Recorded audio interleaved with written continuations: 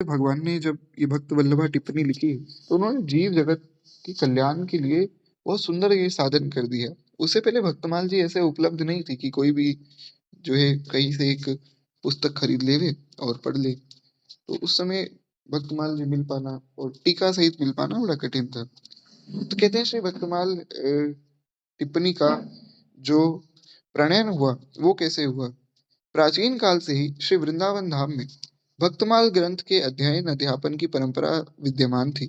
यहाँ ऐसे अनेक मनीषी आचार्य होते रहे हैं जिन्होंने श्री भक्तमाल ग्रंथ के जिज्ञासु संतों भक्तों को जो है विधिवत पढ़ाकर इसका प्रचार प्रसार किया है। वर्तमान युग में श्री भक्तमाल जी जो है वे भी बड़ी प्रसिद्ध है और उसमें भी भक्तमाली परम पूज्य श्री पंडित जगन्नाथ प्रसाद जी महाराज भक्तमाल जगत के एक सर्वमान्य मनीषी हुए। आपने न केवल इस ग्रंथ के अधिकारी विद्वान आप बने, अपितु भक्तमाल के जो है अंतर्निहित सिद्धांत में परिपूर्ण रूपेण उन्होंने परिनिष्ठ होकर अपना जो है जीवन निर्वाह किया है। ऐसे विलक्षण महापुरुष पंडित श्री जगन्नाथ प्रसाद भक्तमाली जी हुए हैं। कहते हैं आपने श्री धाम वृंदावन में दीर्घ काल तक जो है भक्तमाल का संत भक्तों का अध्यापन अध्ययन आदि सब किया, यानी कि पढ़ाते भी थे, स्वयं भी पढ़ते थे। और आपके शिष्य प्रशिष्य से जो है वर्तमान में सूचना भक्तमाल जगत के सब जगह पर व्याप्त है। सरल शब्दों में मैं बता देता हूँ हुआ क्या कि श्री पंडित जगन्नाथ प्रसाद भक्तमाली जी महाराज जो वृंदावन में अगर आप गए हो सुदामा कुटी में, सुदामा कुटी जो आश्रम है ना, वो श्री पंडित जी का ही है। तो श्री पंडित जगन्नाथ प्रसाद भक्तमाली जी महाराज बड़े अद्भुत महात्मा थे और इन्होंने जो है भक्तमाल जी पर बहुत सुंदर सुंदर सब बातें सबको बताई। भक्तमाल जी पढ़ाते भी थे अपने शिष्यों को और भक्तमाल जी के बड़े सुंदर मनीषी हुए हैं। भक्तमाल के जो गहरे गहरे रहस्य हैं वो आपने समझे हैं और लोगों को भक्तमाल से अवगत कराया है, तभी इनका नाम पड़ गया भक्तमाली जी, भक्तमाली श्री पंडित जगन्नाथ प्रसाद जी। तो कहते हैं कि ये भक्तमाल के सर्वमान्य मनीषी हुए क्योंकि सबसे पहले इन्होंने ही भक्तमाल का प्रचार प्रसार आरंभ किया। तो एक बार प्रेम से बोलिए श्री पंडित जी महाराज की जय। कहते हैं भक्तमाल ग्रंथ के जो है सूत्रात्मक शैली में लिखा हुआ जो भक्त चरित्र एक अप्रतिम ग्रंथ है, यानी कि बहुत एक सूत्रात्मक शैली में लिखा गया है। ऐसा बहुत विस्तृत तो नहीं, पर ग्रंथ बड़ा अद्भुत है। कहते हैं इसकी विषय सामग्री इतनी सघन तथा सामासिक शैली में निबद्ध है कि इसके सम्यक अध्ययन करने के लिए श्री प्रियादास जी कृत भक्त रसबोधिनी टीका नितांत अनिवार्य है। अब देखिए जैसा कि मैंने कहा था कि ये जो ग्रंथ है श्री गुरुदेव भगवान ने लिखा है, तो हो सकता है कि इसकी जो भाषा है वो थोड़ी सी आप लोगों को कठिन लग रही हो। मैं सरल शब्दों में बता देता हूँ। हुआ क्या कि ये जो ग्रंथ है भक्तमाल जी का, ये लिखा तो बड़ा सुंदर नाभा गोस्वामी जी ने, पर क्या ये थोड़ा सा समझने में कठिन है। अब मान लीजिए मैं आपको केवल पद सुना दूं, कमला गरुड़ सुनंद आदि षोडश प्रभु पद रति। अब मैंने आपको इतना सुना दिया, अब इसमें आपने मान लीजिए श्री कमला जी का नाम सुन लिया, गरुड़ जी का सुन लिया, बाकी बाकी नाम आपको समझ ही नहीं आएंगे। तो इसलिए इसको समझने के लिए भक्तमाल जी को श्री प्रियादास जी की जो भक्त रस बोधिनी टीका है उसको सुनना बड़ा आवश्यक है। वही हम सुन रहे हैं सुबह भक्तमाल जी की जो कथा होती है ना, उसमें अगर आपको ध्यान में हो तो मैं आपको दो कथाएं सुनाता हूँ। एक तो जो नाभा गोस्वामी जी ने लिखी, फिर जो प्रियादास जी ने अपनी टीका में जो कविता लिखी है हम वो भी सुनते हैं साथ में। तो इस प्रकार से जो प्रियादास जी की टीका है उसको जानना बड़ा आवश्यक है, क्यों प्रियादास जी ने ही इस पर टीका लिखी है वास्तव में देखा जाए तो प्रियादास जी ने ही विस्तार किया भक्तमाल जी का। कहते हैं इस प्रकार से यह टीका भक्तमाल के लगभग एक शताब्दी पश्चात रची गई और भक्ति रस बोधनी टीका भक्तमाल ग्रंथ की जो है अविभाज्य टीका है, जो ये श्री प्रियादास जी के द्वारा की गई टीका है। इसका वो अलग नहीं माना जा सकता है, क्योंकि अगर इसको अलग मानेंगे तो फिर ये मानना होगा कि जो भक्तमाल है वो अलग है, फिर भक्तमाल समझ ही नहीं आएगी हमें। तो इसलिए ऐसा ही समझना पड़ेगा कि जो श्री प्रियादास जी इनकी कृपा से हम भक्तमाल को समझ पा रहे हैं। और इसमें भी एक बहुत विशेष कथा है कि प्रियादास जी ने कैसे टीका लिखी। हालांकि भक्तमाल जी की जब हमने शुरुआत की थी तब वो कथा हमने सुनी भी थी, बड़ी सुंदर कथा है। श्री प्रियादास जी महाराज अपना नित्य नियम कर रहे थे। उस समय जो है उनके सामने श्री नाभा गोस्वामी जी महाराज प्रकट हुए। नाभा गोस्वामी जी प्रकट हुए और नाभा गोस्वामी जी ने दर्शन दिया। तो कहते हैं जब नाभा गोस्वामी जी ने दर्शन दिया तो प्रियादास जी ने कहा कि आप जो है प्रभु मेरे पास आए हैं तो कुछ आज्ञा कीजिए, मेरे लिए क्या आज्ञा है। तो श्री नाभा गोस्वामी जी ने कहा कि देखिए आपको भक्तमाल पर टीका लिखनी है, क्योंकि भक्तमाल तो मैंने लिख दी, पर क्या है कि लोग अभी भी समझ नहीं पा रहे हैं और इतना इसका प्रचार प्रसार हुआ नहीं है। तो इसलिए आप उस पर जो है टीका लिखिए, ताकि समाज में उस टीका को पढ़ा जाए, उसका उसकी कथाएं हो, उसका खूब प्रचार प्रसार हो और सरल शब्दों में लोगों को समझ आए कि लिखा क्या है मैंने, इस प्रकार से। तो श्री प्रियादास जी ने कहा कि प्रभु ये तो बड़ा कठिन काम है, तो भगवान का चरित्र लिखना हो तो एक बार को मैं लिख दूंगा, भक्तों का चरित्र लिखना बड़ा कठिन है, क्योंकि किस भक्त का क्या भाव है ये समझने के लिए उसके भाव में प्रवेश करना पड़ेगा, तभी तो समझ आएगा कि वो किस भाव में भगवान को भज रहा है। तो ये तो बड़ा कठिन है। नाभा गोस्वामी जी ने कहा कोई बात नहीं, आप जो है लिखिए प्रेम से, मैं आपको आशीर्वाद देता हूँ कि मेरे आशीर्वाद से आप प्रेम से लिख पाएंगे। तो श्री प्रियादास जी का यही भाव था कि नाभा गोस्वामी जी ही उनके अंदर बैठकर ये भक्तमाल जी की टीका उनसे लिखवा रहे हैं। तो इस प्रकार से जो है श्री प्रियादास जी ने वर्णन किया है। हमने जब भक्तमाल जी की शुरुआत की थी, अगर आप लोगों को याद हो, तो उस समय हमने सबसे पहली कथा यही सुनी थी कि प्रियादास जी ने किस प्रकार से टीका लिखी है। हाँ, अगर आपके पास जो भक्तमाल जी की टीका है और वो जीर्ण शीर्ण हो गई तो भी कोई बात नहीं, आप संभाल कर संजो कर रखिए। भक्तमाल तो महाराज सब भक्तों का चरित्र ही है, इसमें सब भक्त निवास भी करते हैं। तो अच्छा है, उसको अच्छे से सावधानी से अगर रखेंगे तो थोड़ा सा अच्छा रहेगा है। तो एक बार प्रेम से बोलिए भक्तवत्सल भगवान की जय। तो इस प्रकार से जय श्री प्रियादास जी ने फिर ये भक्ति रस बोधनी टीका लिखी, और ये भक्तमाल का एक विभिन्न अंग है। ये भक्तमाल से अलग इसको माना नहीं जा सकता है। आगे श्री गुरुदेव भगवान वर्णन करते हैं, कहते हैं कि इस टीका के पश्चात और भी कुछ टीकाएं लिखी गई हैं, बहुत सी टीकाएं लिखी गई, लेकिन जिनमें प्रातः ऐतिहासिक साक्ष्यों के आधार पर मूल ग्रंथ में वर्णित भक्तों के चरित्र का विस्तार किया गया है। कई भक्त ऐसे हैं जिनके चरित्रों का विस्तार और भी किया गया, जैसे हमारे जो ये हरिवंशी परंपरा है, तो श्री हरिवंश महाप्रभु के कुछ भक्तों ने सोचा कि हम भी भक्तमाल लिखेंगे। तो महाप्रभु की परंपरा में भी एक भक्तमाल लिखी गई, उसमें जो रसिक भक्त हैं उनके चरित्र का विस्तार किया गया। निम्बार्क संप्रदाय की एक अलग भक्तमाल लिखी गई, उसमें भी कुछ विशेष भक्तों का जो है सबने विस्तार किया। तो अपने अपने संप्रदाय के कुछ कुछ भक्तों का विस्तार सभी संप्रदायों ने ऐसा किया है, और सबने ही लगभग भक्तमाल जी को लिखा है। पर जो मूल टीका है वो तो नाभा गोस्वामी जी की है, जिससे प्रेरणा लेके सबने लिखा। मूल तो श्री नाभा गोस्वामी जी वाली टीका ही है जो हम लोग पढ़ रहे हैं ना, क्योंकि इसमें सब भक्तों का चरित्र है। बाकी जो भी टीकाएं लिखी गई सब अच्छा ही है, लिखना ही चाहिए भगवान के विषय में।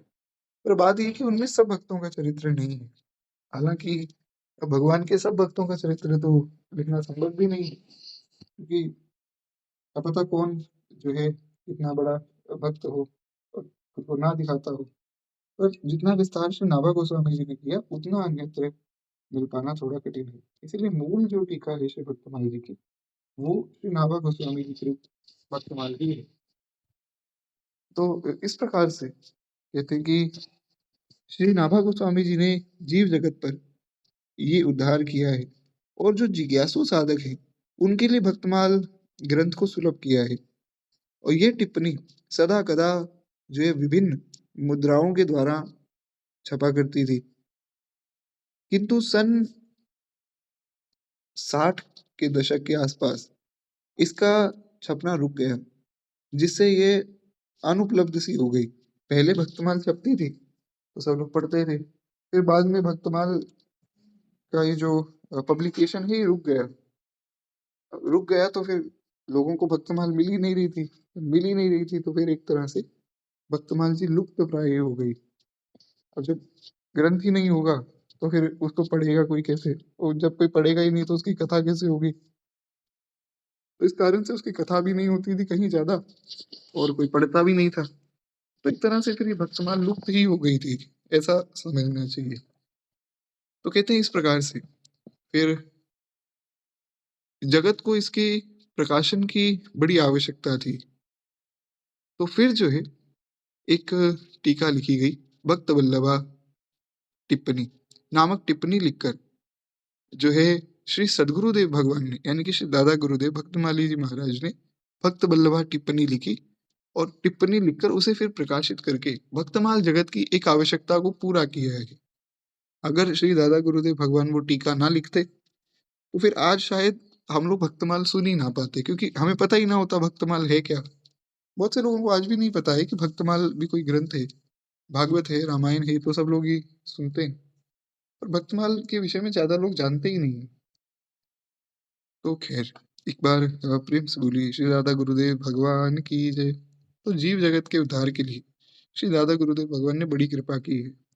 अगर ये टीका ना होती तो आज शायद हम शायद भक्तमाल जी को ना सुन पाते। तो कहते हैं ये भक्त वल्लभा टिप्पणी जो है लिखकर उन्होंने फिर सबका उद्धार किया है। अब देखिए दो टीका के दो नाम मैंने बताए, एक तो भक्ति रस बोधनी, तो भक्ति रस बोधनी जो है वो श्री प्रियादास जी ने लिखी है और भक्त वल्लभा टिप्पणी जो है वो श्री दादा गुरुदेव भगवान ने लिखी है। कहते हैं चित्रकूट वाले श्री रामचंद्र दास जी पुजारी जी भक्तमाल पर एक सांगोपांग टिप्पणी लिखने के लिए आपसे पुनः पुनः अनुरोध करते रहते थे। अब ये भक्त वल्लभा टिप्पणी लिखी किस प्रकार गई, ये सुनने योग्य बड़ी सुंदर कथा है। कहते हैं कि चित्रकूट वाले श्री रामचंद्र दास जी पुजारी जी, इनका चरित्र हमने सुना था अगर आप लोगों को याद हो, श्री रामचंद्र दास जी पुजारी जी का।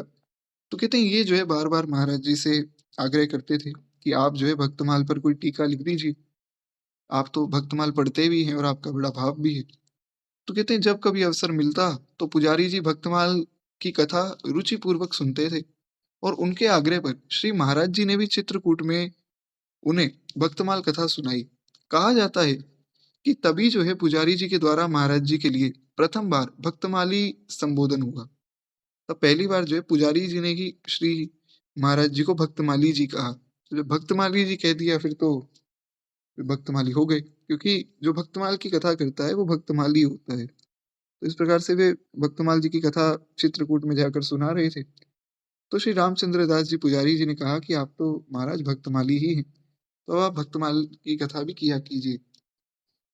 तो इस प्रकार से प्रथम बार वहाँ संबोधन भक्तमाली जी के रूप में हुआ है। कहते हैं उसके पश्चात यह उपनाम आपके नाम के साथ क्रमशः घनिष्ठ हो गया और इतना घनिष्ठ हो गया कि उनका परिचय ही बन गया। आज भी आप वृंदावन में जाकर किसी को कहेंगे कि श्री भक्तमाली जी का स्थान कौन सा है तो वो आपको मलूक पीठ ही भेजेगा, क्योंकि अब महाराज जी का परिचय ही हो गया है कि वे भक्तमाली जी हैं। और भी काफी भक्तमाली हुए हैं, जैसे हमारे श्री मामा जी श्री नारायण दास भक्तमाली जी महाराज, उनको भी भक्तमाली कहा जाता है। श्री जगन्नाथ प्रसाद भक्तमाली जी की कथा भी हमने सुनी। तो इस प्रकार से जो भी भक्तमाल की कथा करते हैं वे भक्तमाली ही होते हैं। हमारे गुरुदेव भगवान भी जो है उनको भी भक्तमाली कहा जाता है। पर ऐसा परिचय एक तरह से बन जाना वो श्री दादा गुरुदेव भगवान के साथ हुआ है। ये थे महाराज जी की निर्वाणी अखाड़ा गोवर्धन की सेवा भावी जो है एकदम संचालक थे और ठाकुर जी की सेवा, संतों की सेवा, गौ माता की सेवा और अन्य अनेक सेवा कार्य में आप स्वयं व्यस्त रहते थे। यानी कि ऐसा नहीं कि अपने शिष्यों को कह दिया कि भैया जाओ गौ सेवा तुम करो और अतिथि की सेवा तुम करो, ऐसा नहीं, सारी सेवा खुद ही करते थे अपने हाथ से। तो आपके निकट कई विद्यार्थी रहते थे जो अपनी शिक्षा एवं भरण पोषण के लिए आप पर ही आश्रित थे। तो महाराज जी जो है उनकी आवश्यकता अनुसार उन्हें पढ़ाते भी थे और सभी संत विद्यार्थियों के लिए वे स्वयं ही भोजन भी बनाते थे और उनके लिए वस्त्र आदि भी महाराज जी ही उपलब्ध करवाते थे। सारा जो है उनका भी पालन पोषण महाराज जी करते थे। तो कहते हैं अब इतनी व्यस्त दिनचर्या में उनके लिए भक्तमाल पर टीका लिखना बड़ा कठिन था, क्योंकि सारी सेवा खुद करते और सब विद्यार्थियों का कार्यभार भी अपने ऊपर था। तो इस कार्य के लिए जो है प्रायः अवकाश अपेक्षित था। एक ऐसा अवकाश चाहिए था जो काफ़ी लंबी एक छुट्टी मिल जाए, तब जाकर फिर ये ग्रंथ लिखा जा सकता था। कहते हैं इस परिस्थिति को जानकर पुजारी जी ने श्री महाराज जी से प्रार्थना की कि जब तक आप ये टिप्पणी का लेखन और प्रकाशन कर रहे हैं, तब तक जो है गोवर्धन में आकर वहाँ की समस्त सेवा कार्य मुझे सँभालने के लिए आप दे दीजिए। आप मुझे आज्ञा कर दीजिए, यहाँ की सारी सेवा मैं कर लूँगा और फिर जो है आप अपनी ये भक्तमाल जी की जो टीका है, आप इसको आराम से लिख दीजिए। और दूसरी बात ये है कि आप जो है कोई भी ऐसी चिंता भी मत कीजिएगा कि सेवा कैसी चल रही है, क्योंकि सारी सेवा मैं स्वयं करूँगा अपने हाथ से। तो आप मुझे आज्ञा प्रदान कीजिए। पुजारी जी का अनुरोध महाराज जी ने स्वीकार किया और स्वीकार करके श्री लक्ष्मण मंदिर निर्वाणी अखाड़ा की समस्त सेवाएं पुजारी जी ने संभाल ली और श्री महाराज जी सावकाश टिप्पणी लेखन कार्य करने लग गए। और ये जो बात है, ये जो सारी घटना है, ये है लगभग सन 1967 1967 में जो है श्री भक्त वल्लभा टिप्पणी का लेखन हुआ। तत्काल जो है श्री महाराज जी ने इसे प्रकाशित भी कर दिया, पूरी टीका लिख भी दी और उसको हाथ के हाथ प्रकाशित भी कर दिया। इस ग्रंथ के प्रकाशित होने पर श्री भक्तमाल जगत में इसका बड़े व्याप्त रूप से स्वागत भी हुआ है। अध्ययन अध्यापन कार्य की एक प्रमुख आवश्यकता इसके प्रकाशन से पूर्ण हो गई। महाराज जी ने स्वयं जो है इसे परम पूज्य भक्तमाली श्री जगन्नाथ प्रसाद जी के कर कमलों में समर्पित किया और श्री भक्तमाली जी के इस श्री भक्तमाली जी जगन्नाथ प्रसाद भक्तमाली जी ने इसके लेखन और प्रकाशन पर परम प्रसन्नता व्यक्त की और उसके पश्चात आप जो है इस भक्त वल्लभा टिप्पणी के द्वारा श्री भक्तमाल का अध्यापन कराने लगे। यानी कि फिर उन्होंने ये जो भक्त वल्लभा टिप्पणी थी उन्होंने अपने पास ये रख ली और इससे ही वे फिर आगे जो विद्यार्थियों को पढ़ाते थे। श्री जगन्नाथ प्रसाद भक्तमाली जी कहते हैं भक्त वल्लभा टिप्पणी भक्तमाल ग्रंथ की बड़ी सुंदर और पद्यात्मक व्याख्या है। उसमें जो है बहुत से पद लिखे गए हैं, तो उस माध्यम से जो है वहां पर व्याख्या की गई, परंतु इसमें कहीं कहीं जो है गद्य का भी वर्णन है, कहीं पद्य है कहीं गद्य है। और मूल ग्रंथ में आए क्लिष्ट शब्दों का अर्थ भी बड़ी सरलता पूर्वक समझाया गया है और भक्तों के चरित्र की अनेक ऐसी घटनाएं हैं जो इसमें नियोजित किया गया है, जो प्रामाणिक रूप से श्री महाराज जी की खोज में आई। यानी कि जो भक्तमाल जी में शायद नहीं लिखी हुई हैं, पर वो महाराज जी को ग्रंथ आदि पढ़ते-पढ़ते ध्यान में आई, तो उन्होंने वो घटनाएँ भी साथ में लिख दी। तो मूल भक्तमाल तो है ही, उसके साथ में महाराज जी ने अपनी तरफ से पद्य लिखे हैं, गद्य लिखे हैं और उसके बाद में जो है उन्होंने और भी विस्तार किया है सब भक्तों के चरित्र का। तो इस प्रकार जो भक्त वल्लभा टिप्पणी है वो बहुत विस्तृत टिप्पणी है और जो भक्तमाल जी के मूल स्वरूप है, उसमें तो अब नाभा गोस्वामी जी ने कुछ ऐसे शब्द भी लिखे जो कलयुग में समझ पाना कठिन है। तो उनको भी बड़ी सरलतापूर्वक समझाया गया है। कहते हैं कि भक्तों की रचनाओं के भी इसमें जो है स्थान-स्थान पर उदाहरण दिए गए हैं। यानी कि जो जैसे सूरदास जी ने बहुत से पद लिखे, तो उनके चरित्र में उनके पद का भी वर्णन किया गया। गोस्वामी जी के चरित्र में उनके पदों का भी वर्णन किया गया। इस प्रकार से जो उन्हें शोध करने पर प्राप्त हुए, महाराज जी ने वो सारे चरित्र, सारे भाव सब लिख दिए।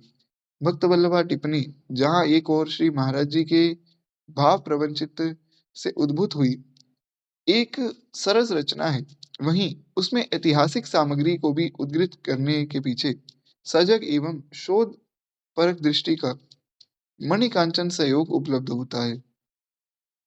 श्री भक्त वल्लभा टिप्पणी का द्वितीय संस्करण सन 2006 में श्री मलूक पीठ वृंदावन से प्रकाशित हो चुका है। तो इस प्रकार से जो है भक्त वल्लभा टिप्पणी श्री राधा गुरुदेव भगवान ने लिखी है। आगे एक और कथा जो है प्राप्त होती श्री केशव यश चंद्रिका का प्रकाशन। श्री नाभा गोस्वामी जी ने भक्तमाल की छप्पे संख्या 102 में श्री हरियश गायक कुछ भक्तों का नाम लिखा है जो कवि हैं, यानी कि जो भगवान का यश गाते हैं और कवि हैं, कविता के रूप में उन्होंने यश गाया है, उनका नाम लिखा किया है। प्रियादास जी ने इस छप्पे में उल्लेखित श्री गोविंद स्वामी जी का चरित्र बहुत विस्तार में कहा और अन्य भक्तों में से भी कुछ का परिचय प्राप्त होता है। शेष भक्त कवि जो है, उनका परिचय या तो अल्प ज्ञात है, या तो किसी को पता ही नहीं है, या फिर उनके विषय में संदेह की स्थिति है कि शायद उनके विषय में लोग अच्छे से जानते नहीं हैं। तो ऐसे में शोध कार्य करके इन भक्तों के जो है इतिवृत्त के विषय में बहुत सुंदर रूप से कुछ कहा नहीं जा सकता है, क्योंकि पता नहीं कि इनका चरित्र कैसा रहा है। तो श्री महाराज जी के चिंतन में व लेखन में एक भावनिष्ठ अवस्थावान मनीषी का तो पूर्ण दर्शन होता ही है, साथ ही में उनके शोध कार्य में ये जो शोधार्थी श्री गणवेशनापूर्ण दृष्टि का भी एक समावेश दिखाई देता है। सरल शब्दों में कि महाराज जी ने जो है टिप्पणी भी लिखी, भक्त वल्लभा टिप्पणी, और भक्त वल्लभा टिप्पणी लिखने के बाद उन्होंने बड़ी आस्था से और बड़ी श्रद्धा से जो है पूर्ण रूप से भक्तमाल जी को पढ़ा और अन्य अन्य सब ग्रंथों को पढ़कर फिर ये अपनी टिप्पणी लिखी। तो एक मनीषी मतलब जो उस ग्रंथ का जानकार हो, तो एक भक्तमाल के मनीषी का दर्शन तो महाराज जी में होता ही है, साथ में एक शोधार्थी का भी दर्शन होता है। कि ऐसा नहीं कि भक्तमाल जी की टीका उठाई और उसको ही वापस जो है लिख दिया वैसे का वैसा ही।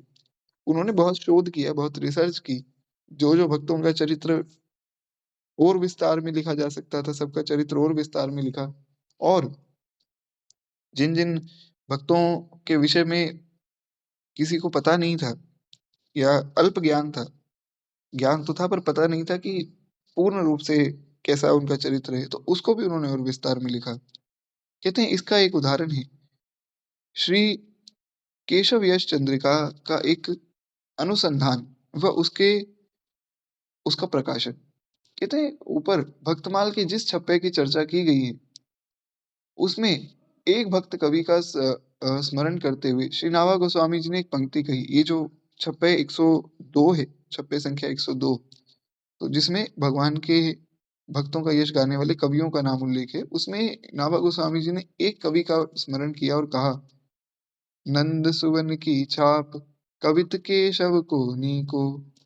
कहते हैं महाराज जी ने भक्त वल्लभा टिप्पणी में केशव कवि का परिचय देते हुए उन्हें ओरछा का दरबारी कवि लिखा है। उन्होंने बताया कि ये जो केशव जी हैं, जो कवि हैं, ये ओरछा के दरबारी कवि थे और केशव जी का जन्म संवत तथा उनके संबंधित जो कुछ घटनाएं हैं उनको देने के पश्चात अंत में आपने इस विषय में अपनी संदिग्ध स्थिति को भी इन शब्दों में स्पष्ट किया है कि यद्यपि यहाँ ओरछा के केशव कवि का जो है वृत्त लिखा गया है, पर मूल में जिसका नाम आया है वो कदाचित कोई दूसरे हो सकते हैं।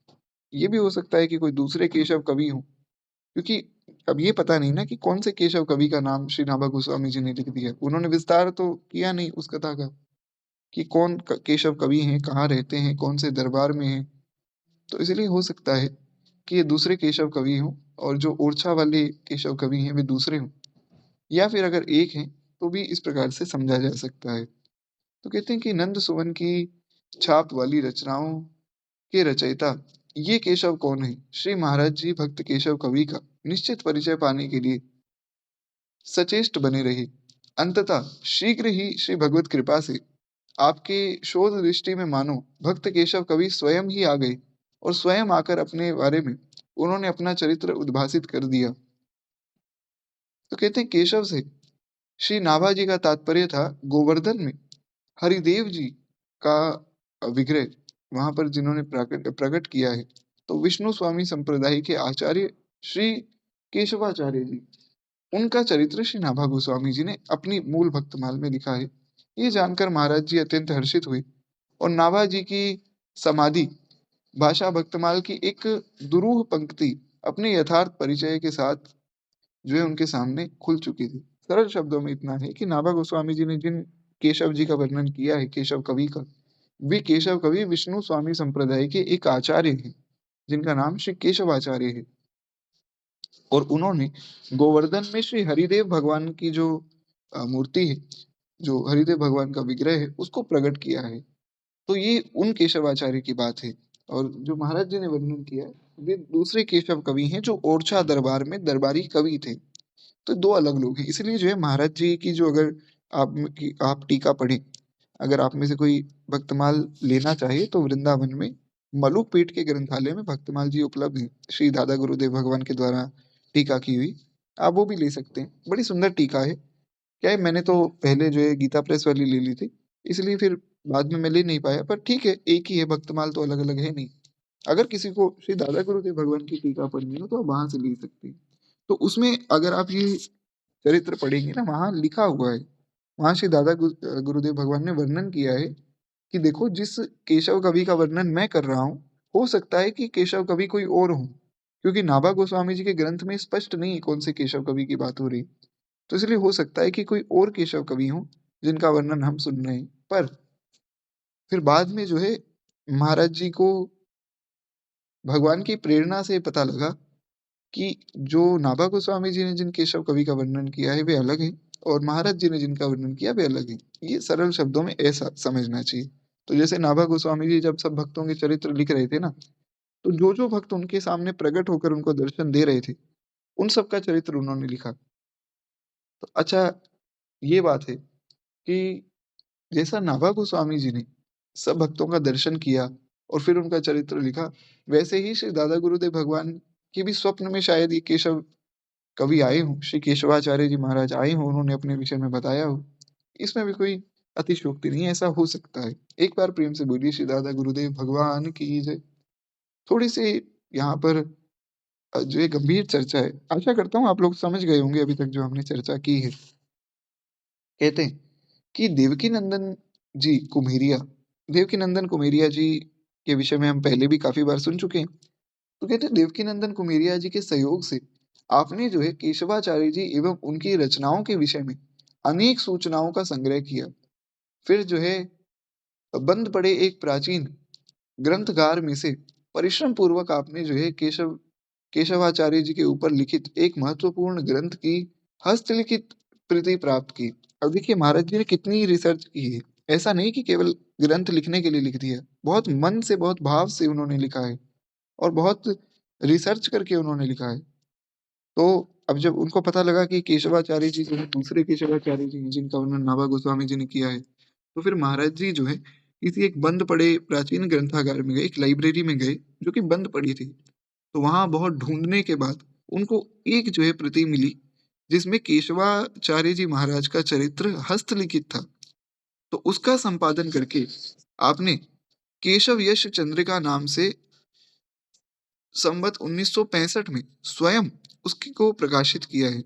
और इस ग्रंथ में श्री गोविंद दास जी नामक एक भक्त ने उसके बाद उस ग्रंथ को लिखा था। मतलब ये जो ग्रंथ था, जिसमें से महाराज जी ने केशव आचार्य जी के विषय में पढ़ा था, वो ग्रंथ जो है पहले लिखा गया था, लगभग सन 1893 में, 1893 में वो ग्रंथ लिखा गया। फिर महाराज जी जब अपनी रिसर्च कर रहे थे तो किसी एक बंद लाइब्रेरी में वो ग्रंथ महाराज जी को मिला। फिर उन्होंने 1965 में वही ग्रंथ पुनः प्रकाशित किया और उसका नाम दिया केशव यश चंद्रिका। क्योंकि केशवाचार्य जी का चरित्र महाराज जी की भक्तमाल में मिस हो गया था ना, तो इसलिए उन्होंने पूरा ग्रंथ ही वापस लिख दिया उनके लिए। तो एक अलग से एक पुस्तक प्रकाशित कर दी, केशव यश चंद्रिका। तो कहते हैं कि इसके मूर्धन से श्री केशवाचार्य जी महाराज एवं उनकी रचनाओं के विषय में बहुत सी बातें प्रकाशित हुई। क्योंकि अगर ये ना होता तो लोग समझ ही ना पाते कि ये कौन से केशव हैं। तो महाराज जी ने अपने ग्रंथ में तो जो केशव कवि हैं ओरछा वाले, उनका ही वर्णन किया है, और जो केशवाचार्य जी हैं उनके लिए अलग से एक छोटा सा ग्रंथ केशव यश चंद्रिका लिख दिया। कहते हैं श्री कुमेरिया जी के शब्द में यह ग्रंथ श्री विष्णु स्वामी संप्रदाय के लिए शोध ग्रंथ जैसा है। और इतना सुंदर रूप से महाराज जी ने इस केशव यश चंद्रिका को लिखा है कि मानो पूरे संप्रदाय का ही सिद्धांत लिख दिया हो इसमें। तो इसलिए जो विष्णु स्वामी संप्रदाय के लोग हैं, उनको इस ग्रंथ को पढ़ना चाहिए, और पढ़कर उनको ये ग्रंथ उनका सिद्धांत समझा देगा। सोचिए महाराज जी की विद्वत्ता कैसी होगी कि महाराज जी एक किसी संप्रदाय के एक भक्त का चरित्र लिख रहे हैं और उस भक्त के चरित्र में उन्होंने पूरे संप्रदाय का ही वर्णन कर दिया हो। ऐसा विद्वान अन्यत्र मिल पाना बड़ा कठिन है। ऐसे तो श्री दादा गुरुदेव भगवान ही हैं। खैर, एक बार प्रेम से बोलिए भक्त वत्सल भगवान की जय। तो आज